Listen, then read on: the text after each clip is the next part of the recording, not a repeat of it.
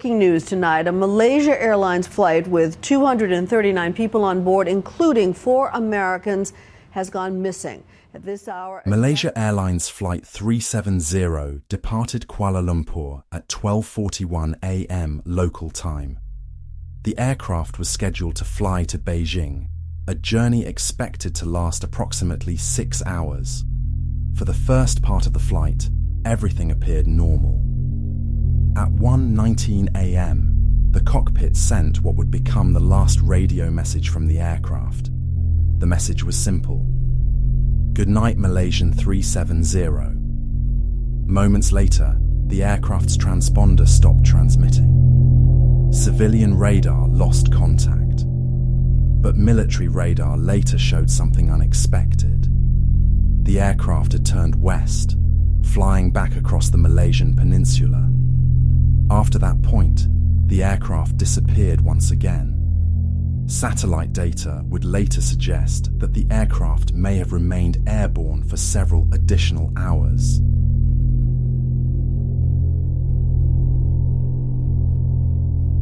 This is the first ping. There's a second ping through here, a third ping down here. This ping is getting closer to the satellite. This ping, it's flying along the line, not getting closer or farther away. The ping down here, it's definitely flying away from the satellite to get it down to Australia. And the last ping here, we don't know if it was the end of the flight or was there still another hour of fuel or 59 minutes anyway, but there was no 9:11 ping, 9:11 a.m. ping. The official investigation concluded that the aircraft most likely continued flying south into the Indian Ocean. This theory is based primarily on satellite signals detected by the company Inmarsat. These signals, known as handshakes, allowed investigators to estimate the aircraft's possible position. According to this analysis, the aircraft continued flying for around 7 hours after disappearing from radar. Eventually, investigators believe the aircraft ran out of fuel and crashed somewhere in the southern Indian Ocean. Several pieces of debris, believed to belong to MH370, were later discovered on islands in the western Indian Ocean. However, investigators acknowledged that the exact cause of the disappearance remains unknown. Despite the conclusions of the official investigation, several aspects of the case remain unclear.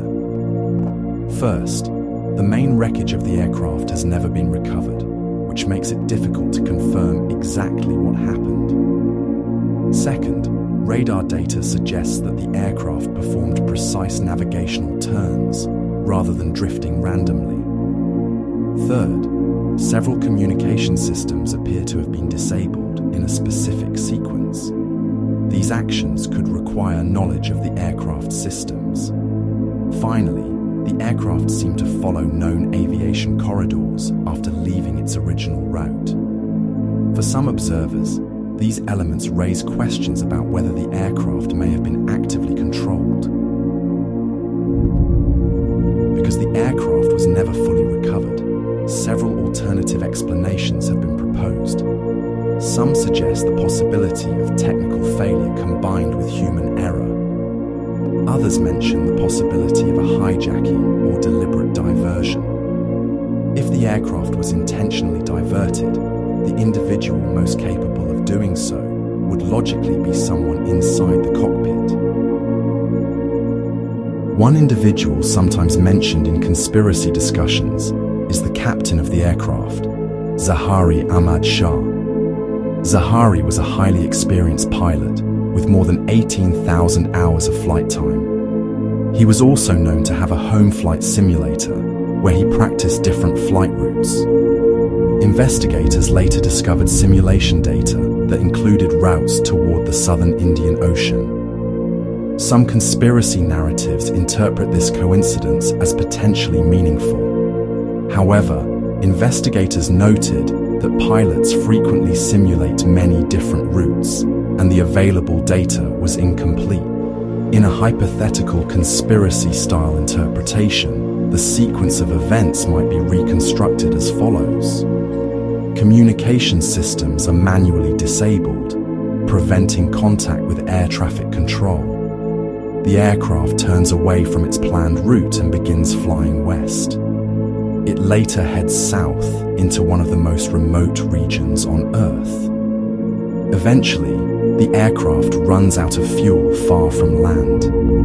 Some conspiracy narratives also introduce possible personal or economic motives. Reports have suggested that the captain may have experienced personal or political frustrations, although these claims remain debated. Other speculative interpretations mention the possibility of financial compensation or insurance benefits that could support family members after an aviation disaster. These ideas remain hypothetical, but they are sometimes used within conspiracy narratives to construct a possible explanation.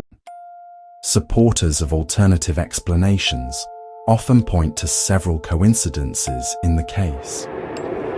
The aircraft's transponder stopped transmitting exactly at the moment the aircraft was transitioning between two air traffic control zones. Radar data suggests the aircraft followed a structured and controlled flight path. Simulation data from the captain's home computer reportedly included routes toward the southern Indian Ocean. Satellite signals indicate the aircraft remained airborne for approximately 7 hours, which corresponds closely with the aircraft's maximum fuel range. And finally, the aircraft disappeared in one of the most remote regions of the world, where locating wreckage would be extremely difficult. For conspiracy theorists, these coincidences can appear to form a pattern. However, such interpretations may also result from cognitive biases, such as the tendency to see meaningful patterns in incomplete information. More than a decade later, the disappearance of Malaysia Airlines Flight 370 remains unresolved. Could the aircraft have been deliberately diverted by someone inside the cockpit? Could the apparent coincidences reveal a hidden explanation?